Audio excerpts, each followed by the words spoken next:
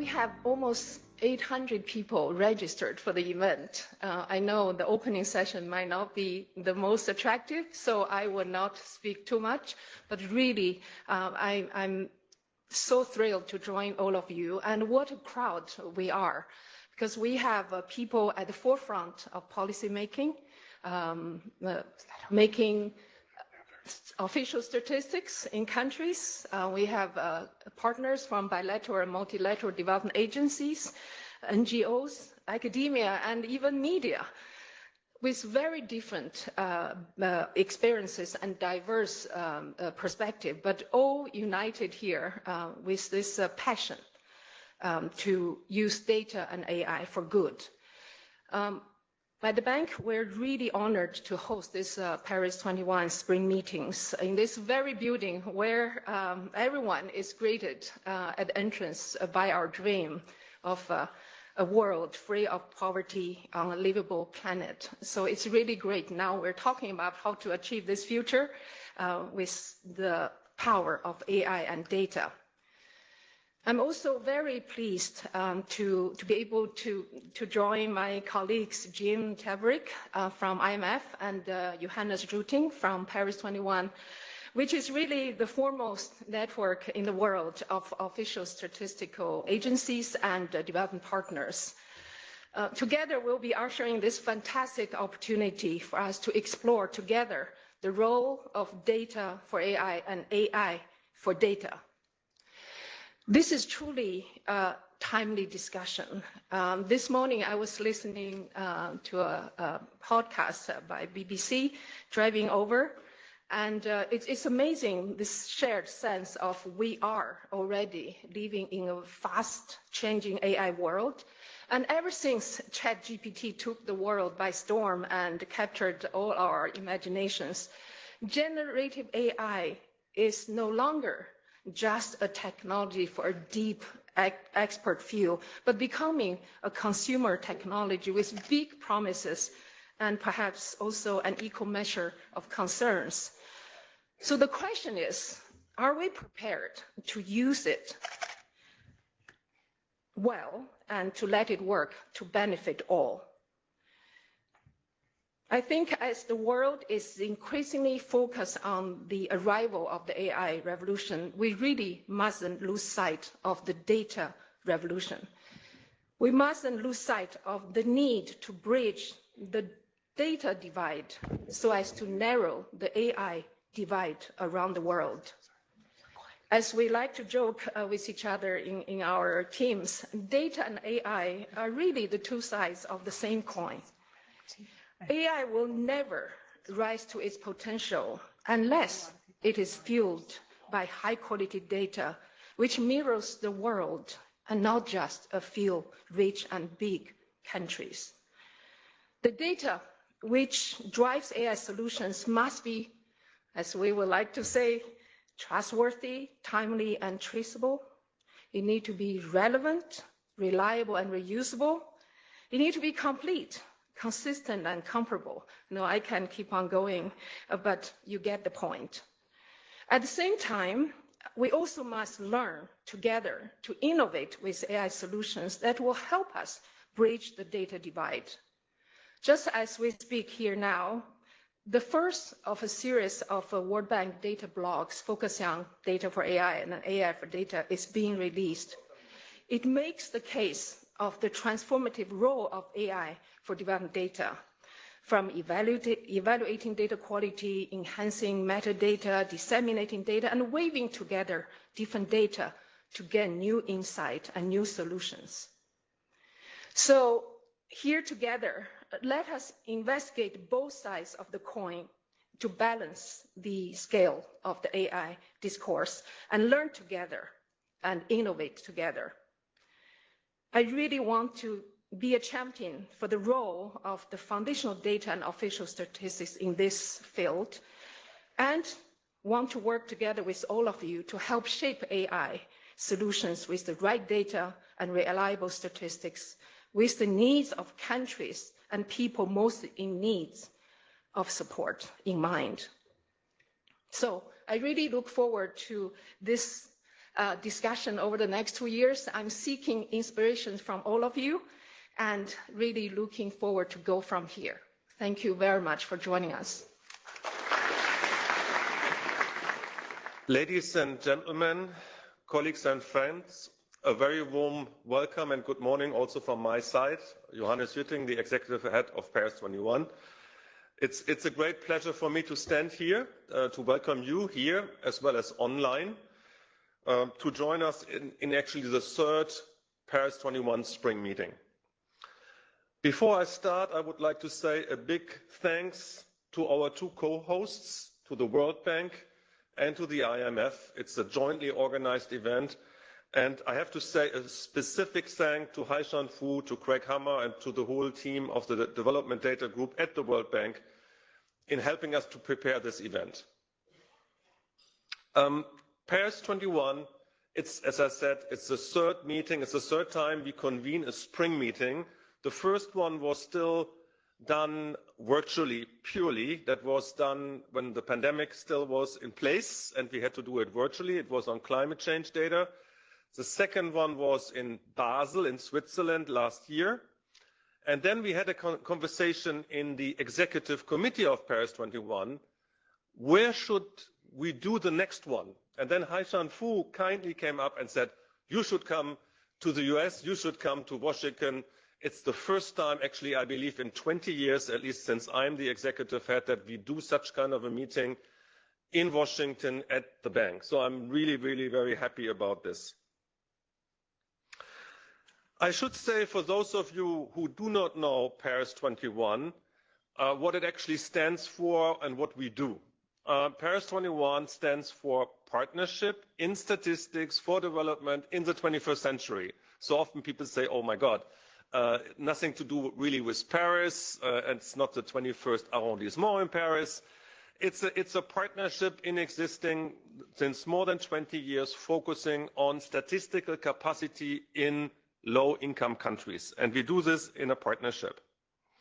We basically support foundational statistical systems. So within the unique system of different organizations supporting capacity development, we are probably one of the very few who focus across the board, who fund and support strategic plans for statistics, so-called national strategies for development of statistics, which comprise educational statistics, health statistics, agricultural statistics, economic statistics, and so on and so forth. So we believe it's so important to have the foundational system in place, which is linking up then to national country policy plans. So we are a strong believer of country-owned led development through national plans, and we would like to see those plans used to coordinate different activities from donors and other partners.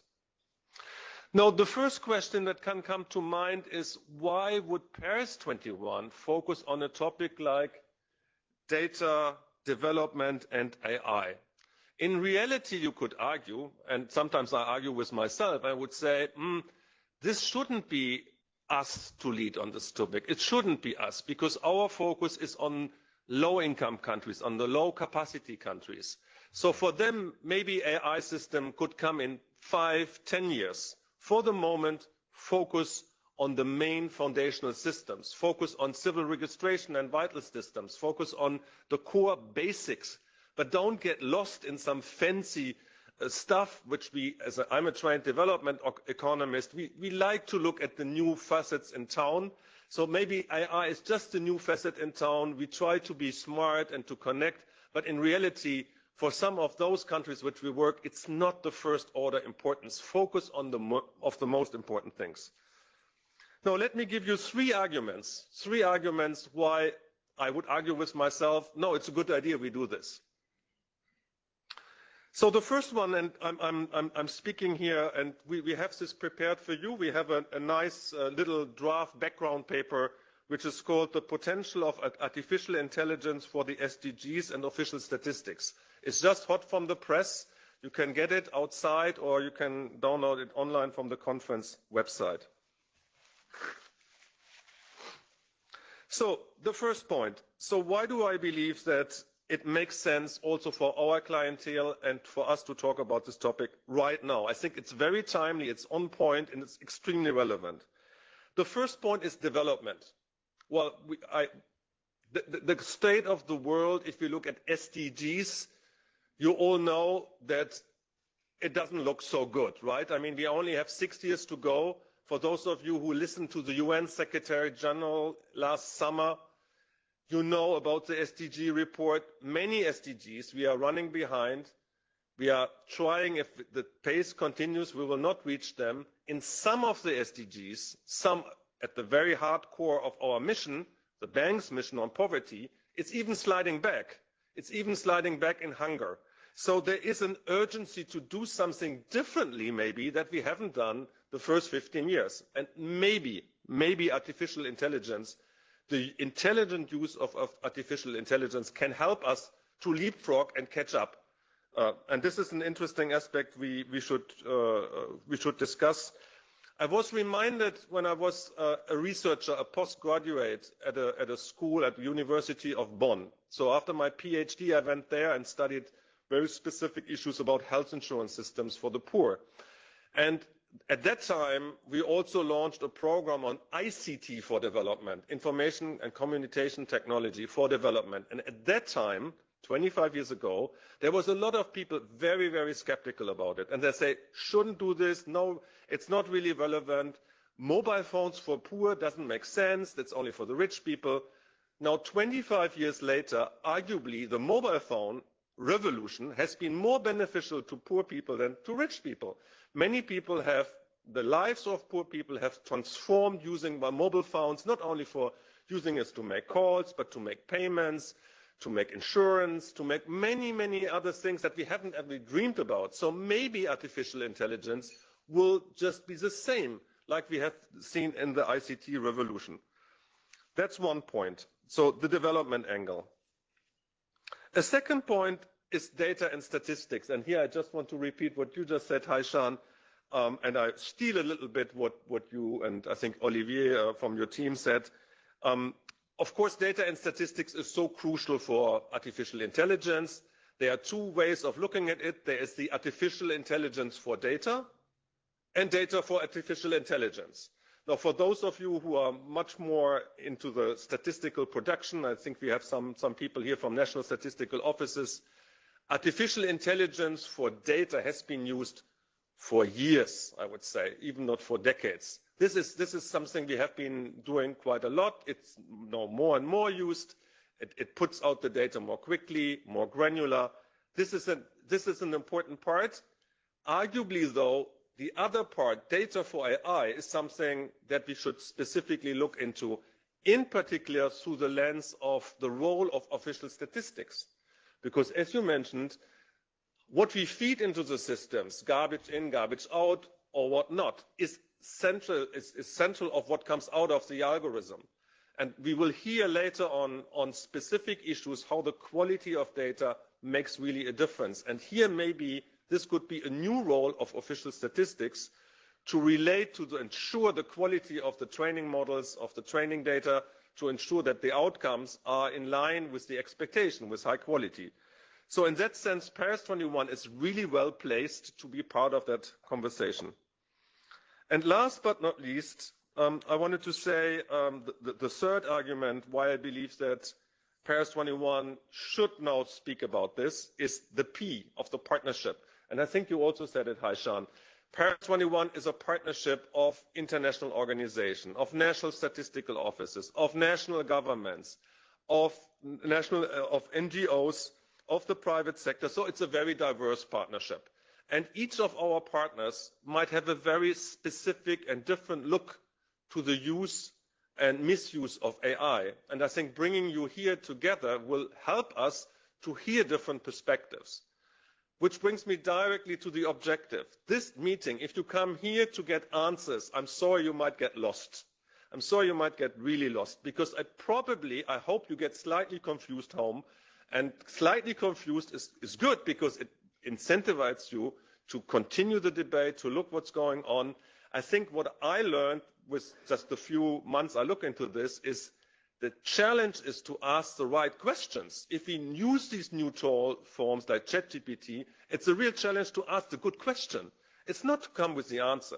So in that sense, the objective for the 1.5 days is helping us, helping the community to ask the right questions going forward. Now let me come to a closure now. In terms of what we have in store for you, we have 1.5 days together. We will talk about very different issues. We have an exciting opening session that will continue with a keynote in just a second, and specific aspects from our colleagues from Google. We will be talking about specifically the quality of data.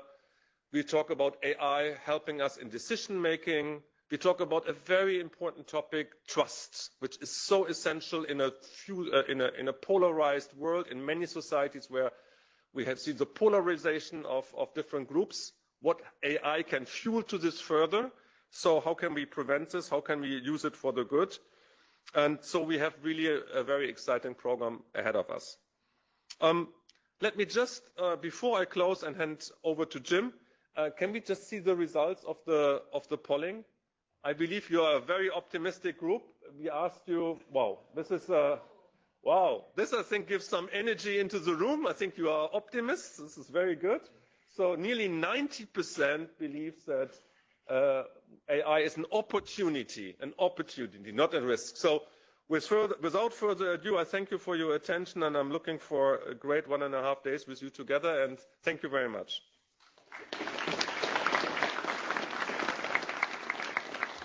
Thank you, Haishan and Johannes. And ladies and gentlemen, welcome to this Paris 21 event. It's a privilege for the IMF to partner with Paris 21 and the World Bank to host these discussions on data, AI, and sustainable development. My name is Jim Tebrake, and I'm the Deputy Director of the Statistics Department. Just 1.5 years ago, ChatGPT emerged onto the global stage. It captivated us with its remarkable ability to engage in natural language conversations and provide insightful responses to our sometimes cryptic and demanding prompts. I think we're all incredibly impressed with these large language models. So impressed that I've seen that when people prompt the AI, they use words like please and thank you. It's becoming a natural nature. We're so appreciative of the information that we're receiving back. Now, since the launch of ChatGPT, other large language models have emerged, specializing in image generation, translation, code development, education. Now, I don't want to be overly dramatic, but in the words of my 80-year-old father-in-law, this is crazy business. The recent advances in AI is causing organizations to stop and evaluate how they are going to do business in the future. This is certainly the case at the IMF, where we have identified several use cases for AI. Later today, Jeff Danforth and I will present the IMF's effort in developing something called StatGPT, a generative AI query tool designed to query official statistics using natural language conversations. We think generative AI has the potential to revolutionize how individuals, businesses, governments access and interact with official statistics, significantly leveling the playing field in the use of these data across countries. Now, StatGPT is not the only use case at the IMF. We're also exploring how it can be used to enhance our research, our surveillance, and our capacity development activities. The IMF is also deeply engaged in understanding the impact of AI on the economy. Our analytical work on artificial intelligence and the future of work was published as a staff discussion note in January.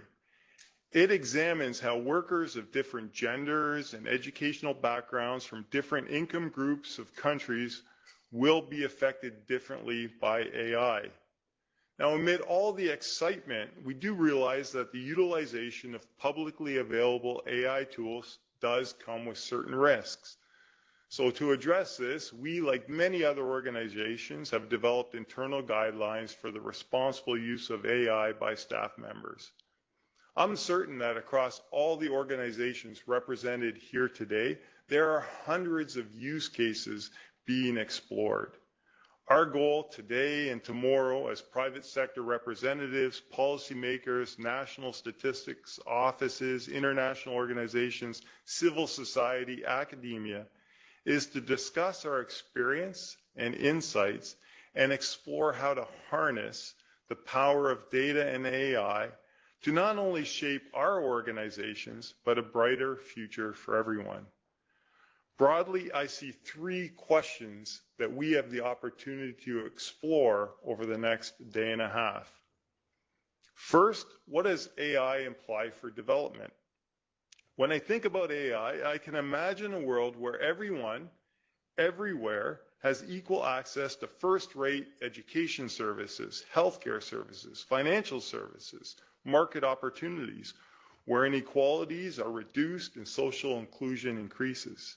But at the same time, I can imagine a world where AI may have significant socioeconomic implications, including job displacements for a certain group of workers.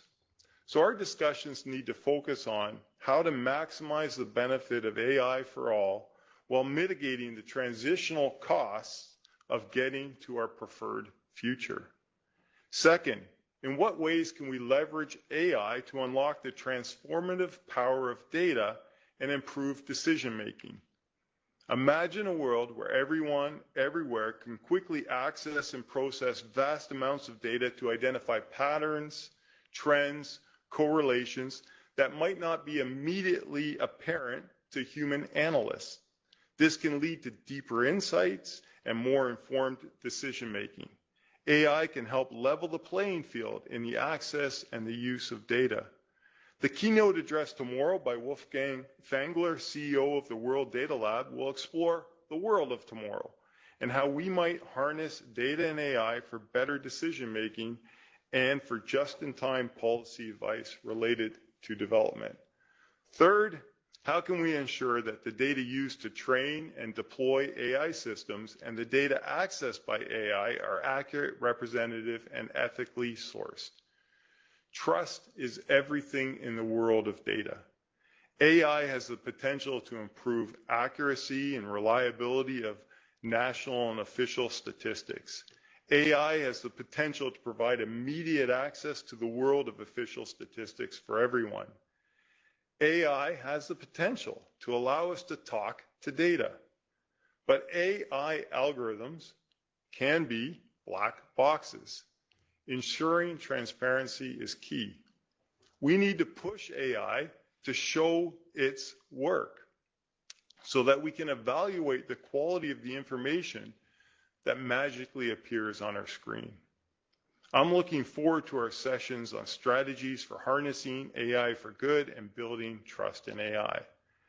So I'm going to raise the bar a little bit from where Johannes left it, and I'm not expecting answers per se, but considering all of this, I'm leaving everyone here with a challenge. Can we collectively identify a way forward to harness AI for good and for better lives? I'd like to extend my deepest gratitude to all of the esteemed speakers, partners, and participants for joining us here today, and I look forward to our conversations over the next day and a half. Thank you.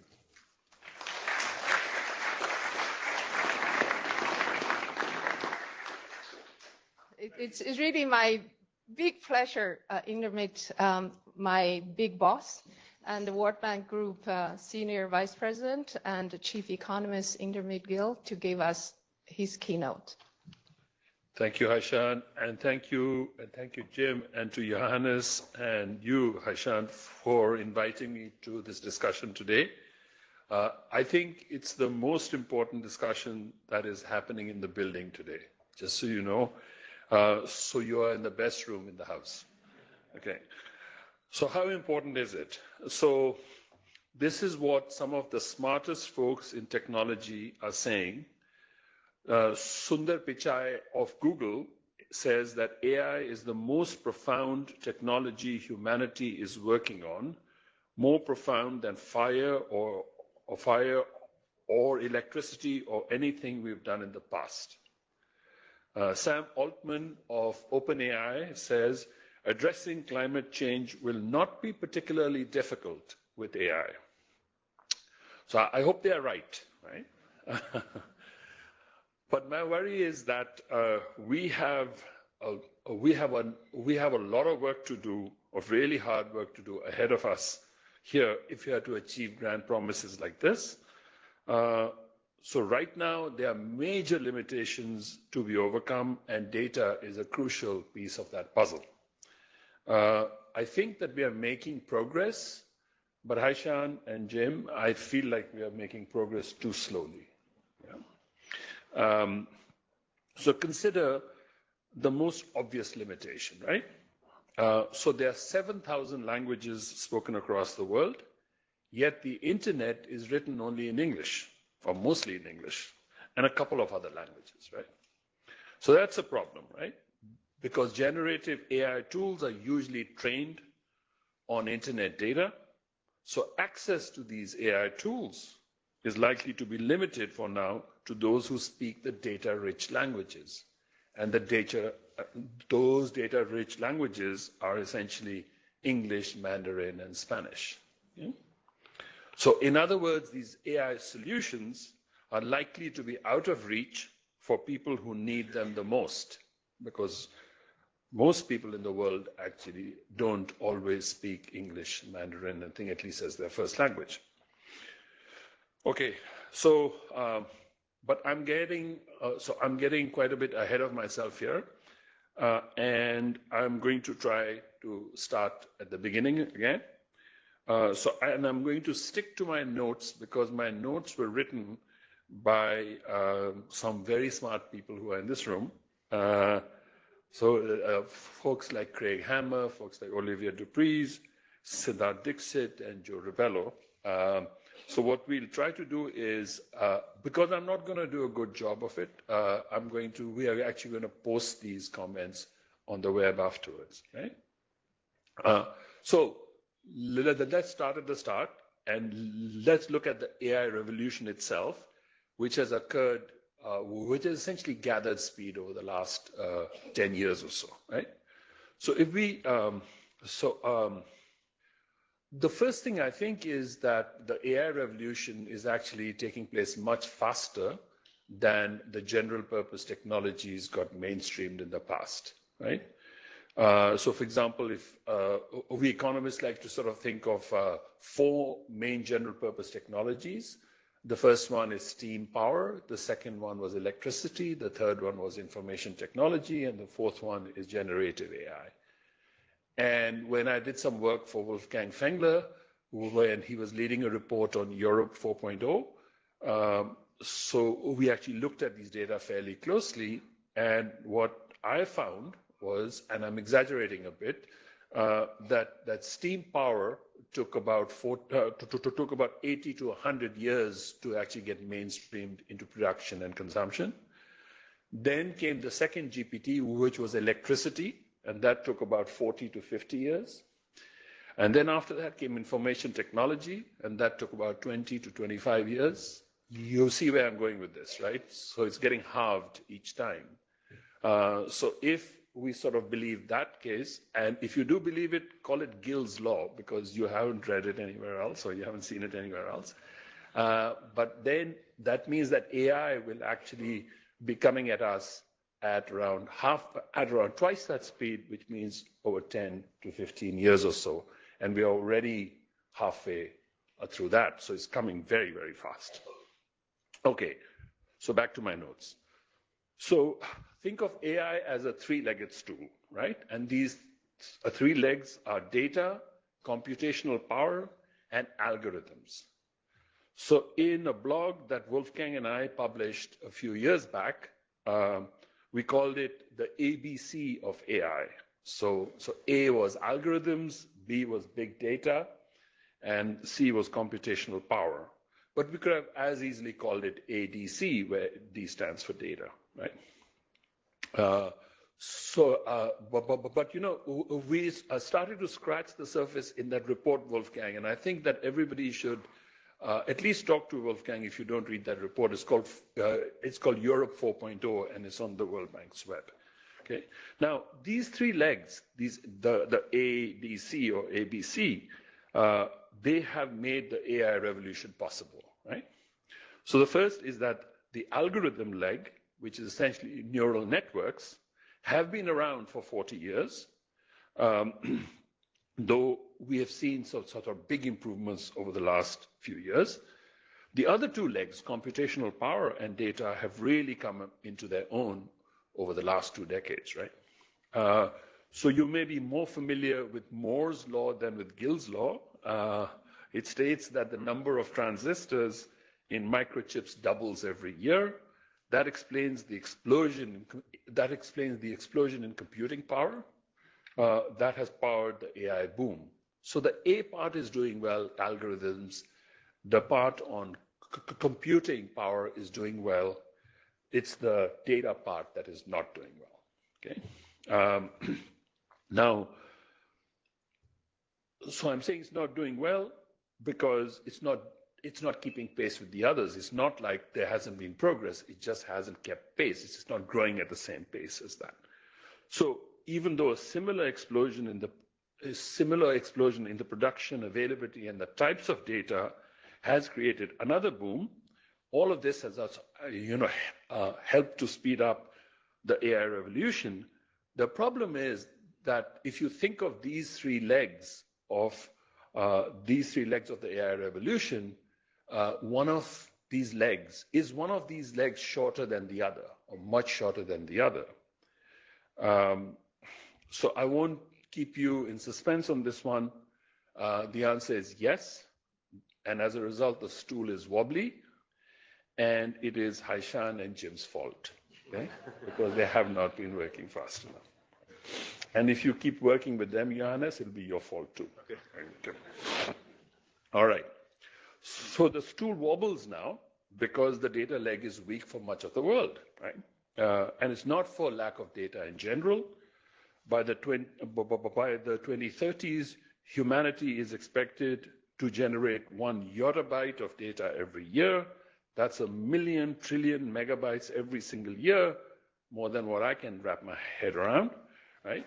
But the stool is wobbly because of a persistent data divide, the gap between those who can access high quality data and those who can't, right? And this data divide means that AI disproportionately benefits rich countries. The worry that we should have is that just 2 countries will enjoy 70% of all economic value created by AI, the US and China. Okay? And you don't have to be Indian to worry about it. You should worry about it even if you're American and Chinese. Okay. Okay. Now, these 2 countries possess 2/3 of the world's hyperscale data centers. They have the most AI researchers. They lead the world in 5G adoption, and they invest the most in AI startups. The result is this huge global disparity on who gets data and who gets to transform it into insights and opportunities and into value, by the way, into value that you can then capture, and who doesn't. And this inequality is set to grow right now, not get less. Okay? So take, for example, generative AI models, which are trained on these massive data sets. So inequalities in these data create biases in the AI models.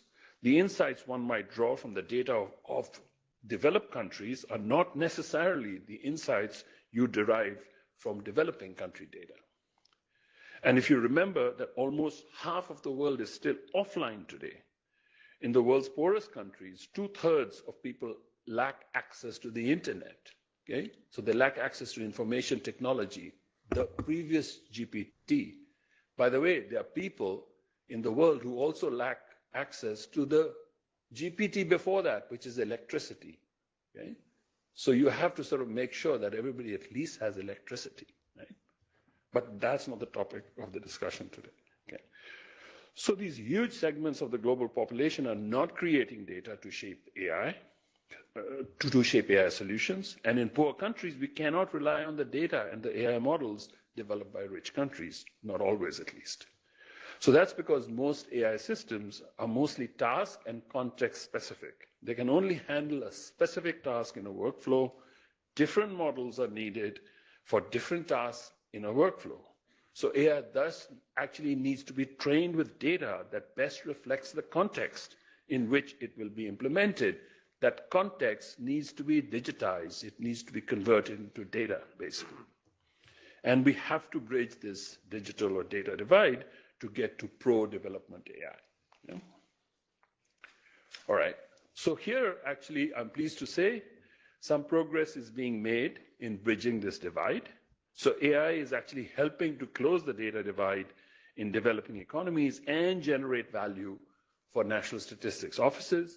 Jim and Haishan will tell you more about those things. They know a lot more about that. In the area of poverty estimation, for example, we are seeing that AI techniques are an increasingly reliable and cost-effective complement to household surveys. This is especially so when they're bolstered with alternate sources of data, such as satellite imagery, mobile phone information, and social media data. And across African countries, for example, we found that AI models trained on publicly available satellite data explain 70% of the spatial variation in ground-measured village-level asset wealth. This is a huge advance. Okay? In the Philippines, we have a machine learning model trained on satellite imagery, and OpenStreetMap data was used to develop a poverty map of the country. It explained 63% of the national variation in asset-based health. 63% is a great start. Okay? In Rwanda and Afghanistan, I'm going to countries that are harder and harder to work in. Models trained on mobile phone data have been used to reliably measure economic well-being. So we can actually do these things well and do them quickly. Now, these and other examples should give us hope. The stool is getting sturdier, but like I worry that this is happening too slowly in the sense that the other legs are growing very fast too. So will the stool always remain wobbly? By the way, this is the reason why my colleague Siddharth Dixit and I recently published a paper that was a paper that's a background paper for the next World Development Report on the middle income trap, which is coming soon to you. And we called that paper, so in that paper, we called artificial intelligence the new wingman of development. Okay? So I hope that title actually encourages you to look up that paper, right? But the thing is that all these things are just a start, and I think that we are going way too slow, way too slow. Right? So where do we go from here? So I guess it means work from all of us here, right? So the first, of course, is that we must recognize the most important intersection of foundational data from on-ground surveys and data collection and the frontier of AI solutions. So the foundational and the frontier information have to work together. This includes new and alternate data sources. By leveraging AI, we can bridge gaps in data for development and help make the data that we have better. But this means actually putting the AI to work for data, and this includes not just data to work for AI, right? Yeah. This includes using AI to evaluate data quality, enhance metadata, to disseminate data, and to measure data use. I think that the improvements that will come from this in our data quality and documentation will then start to unlock new opportunities to create even better and more context-specific data, AI systems and solutions. And in other words, we have to, that we'll also then put data to work for AI. So it's this very nice loop between data and AI. And you guys are at the center. You guys are at the center of that loop. So with the right investments, partnerships, and these insights, I think that we can leverage data and AI to create more robust, trusted, and actionable insights for people and for our planet. And this is why the World Bank, just like the IMF, is ramping up investments. We are ramping up our investments in country data systems and human capacity to produce and use these data. This stuff sounds like a lot of propaganda from Haishan, I just realized, okay? Well, we're not moving quickly enough. That's the real problem here, okay? But I think that these efforts are linked to the bank's increase in investments in digital public infrastructure, such as data centers, cloud computing, blockchain infrastructure, and broadband connectivity. We are doing a lot more on data literacy and AI readiness. We are making this AI tool sturdier. And I think that if we sort of pick up the pace quickly, if we sort of work together with the IMF, we should work together much better with the IMF on data than we do on debt, for example. Okay, but if we do all this stuff, I think that we can actually make this stool stabler. So I've been both in the World Bank and outside, and I can tell you this, that the World Bank has a lot of resources, a lot of resources. You guys may think that we don't. We have great minds like those around here, lots of money. I don't think Haishan cannot complain about money anymore. Okay, we have these wonderful, useful contacts around the world, and we have the ability to bring together people, important people like just now, right? And we have to use all these resources. We have to use them all. We have to do, I think. So, but now I'm going to let you get on with that task, and I will shut up, and you can continue your discussion. Thank you very, very much.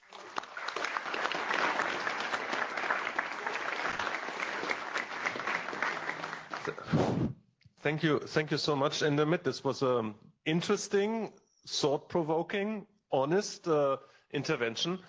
So I really liked you set the context very clearly, and I also liked you paint the picture of other frontier things that have happened in this world, and how fast change is, I think, one of the key features of AI. I was personally a bit surprised. You put a lot of emphasis on the challenges, but I appreciate this. I may just add from my own side, it would be, I mean, you used the picture of the stool and the three things. I think we have to go a little bit deeper. In reality, what we would need to look, and this hopefully comes up in the 1.5 days, is if you look from a development perspective, if you look from as we all know, even the term developing countries doesn't make any sense. Global South isn't any great better as a term. So we have different speeds of world. We have the emerging economies, and we have some two statisticians from Rwanda and Ghana sitting with us. And I'm very convinced they will be very able to speed up very quickly and use this tool, and they're already using it. So for some of those countries that have a core capacity, have an opportunity, they will probably be following quicker than the others go ahead, while there will be other countries, I'm just saying the Malis, Madagascars, small island development states, and with hardly any capacity, no connection, no human capability, who will even further fall behind. So I would like to see at some point a dedicated World Bank strategy who has as its core mission poverty reduction. Poverty reduction is your core mission, to see of what we would be doing to get in particularly faster in that field. That's one point. And the other point maybe Haishan can speak to, I have to say, and I can say this authoritatively, the money we get, the Paris 21 partners, and it's low. It's still it's much too low. It's good to hear you have a lot of resources. Please channel some to us. I mean, to us as a Paris 21. We still get 600 million or so. I mean, we get less than 1% of ODA for official statistics. It's peanuts. It's really peanuts. It doesn't work. And if we have an ally with you, please talk to your higher ups and make sure Haishan gets more money, Jim gets more money and JJ gets more money, so we can do all the nice things that you want to ask us to do. So this is a strong call from our community to have this in mind. But let me ask Jim for a quick reaction as well. Great. Well, thank you very much for your speech, and I agree with all of it. I agree that the stool is wobbly. I agree we're not moving quick, and I'm even willing to accept some of the blame which you were putting our way. And I want to pick up on one of the points that you made, and this is the point about, you know, AI is a great tool, but it needs a foundation of good quality data.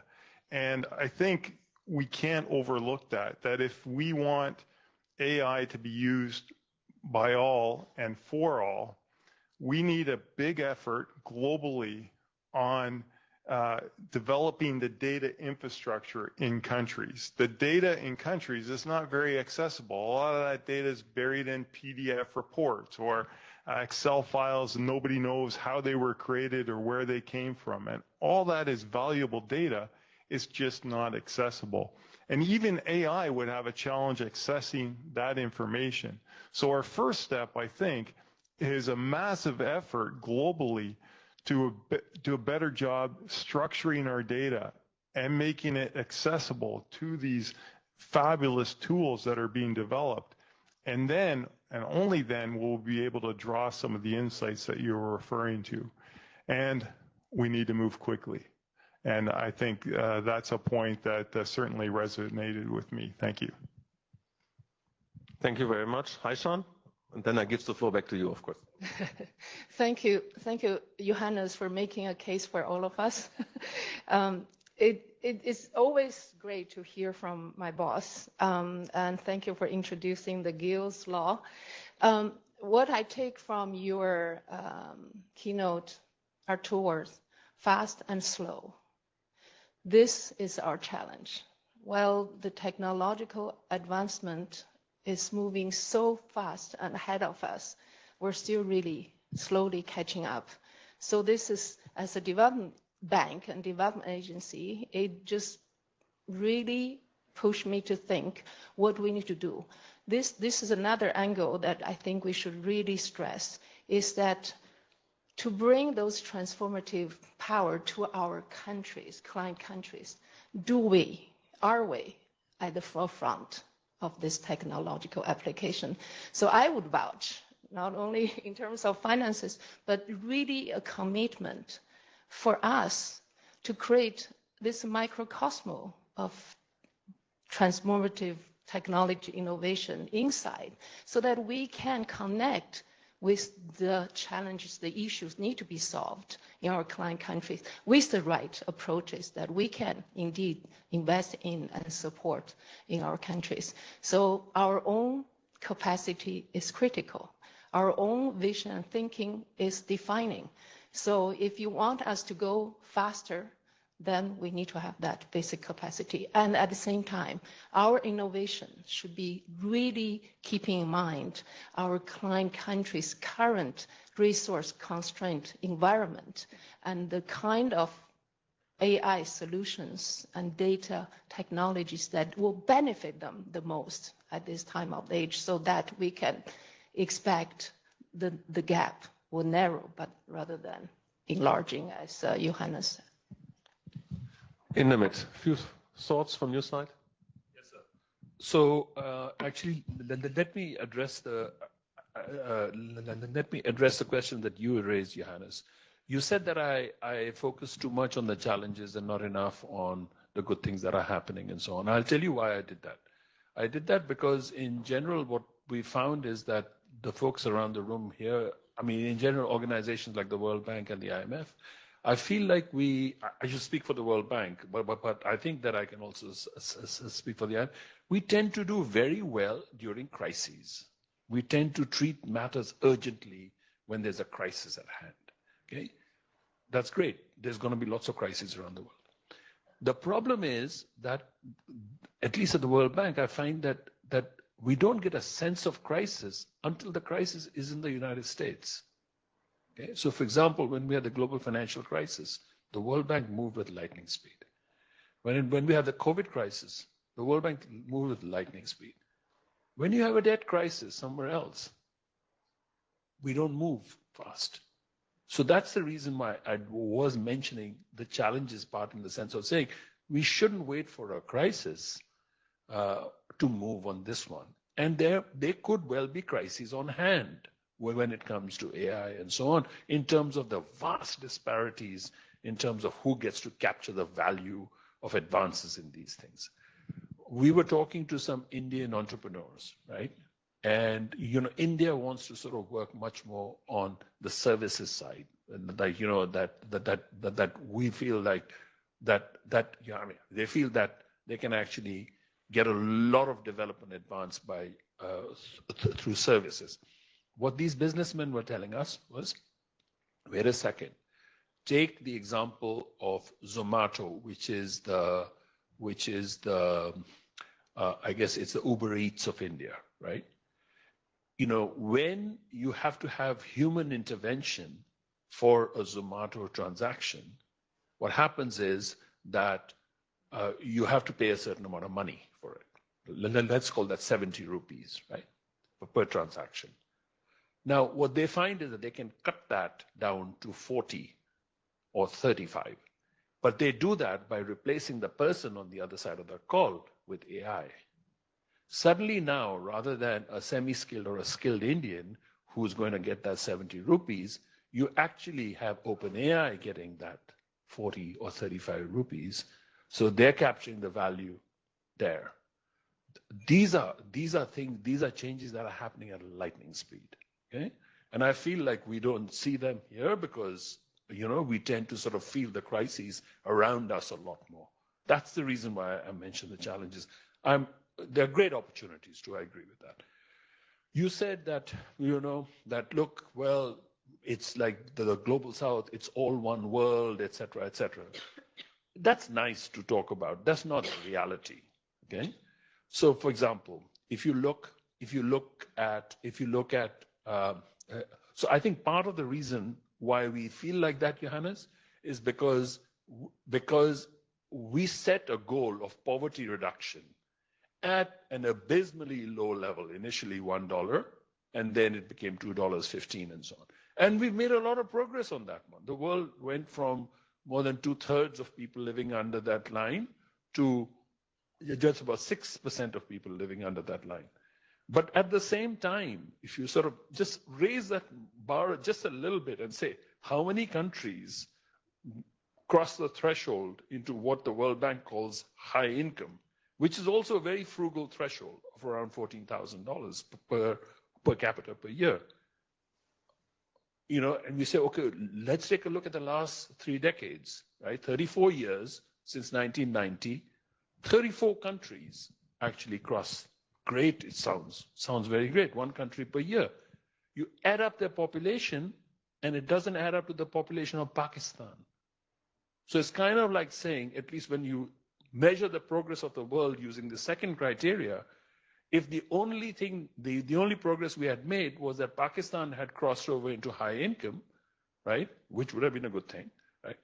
But if that was the sum total of the progress, you would say, no, there is such a thing called the global south. If you look at the median per capita income of a medium middle income country, it has remained less than 1/5 that of the United States for the last 50 years, 60 years. It hasn't changed. So that's the reason why, so it's not enough to actually think. Now, let's now go to the countries that are still low-income countries or low-middle-income countries. There you're absolutely right. I mean, we don't even have the basic wherewithal there, household surveys and so on. I mean, Gero Carletto is here, I think. He makes this case every time I talk with him. He says, we don't have enough household surveys. So, for example, most recently at the World Bank, what we've done is because of the changes that we are making in the Doing Business project, we have this new report called Be Ready.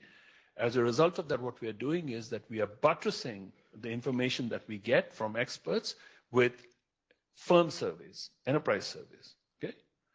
And we are doing that for 60 countries every year, okay? So you have a 180 country 3-year cycle and so on. At a minimum, we need something like that for household surveys for all the countries. And if not for all the countries in the world, at least for the 75 IDA eligible countries, the poor and the lower middle income countries. So I completely take your point of view. And there I feel like it's really interesting. There is money for these countries to actually implement some of these things. We don't back it up with administrative budgets in the World Bank to make sure that these countries get all the help they need, because they need that help, right? So I'm sorry that I've gone on too long, but I do agree with some of what you said, but on the others, we're going to have a debate. So thank you very much. I think we come to the end of this first introduction panel, and we are looking forward to our next speakers.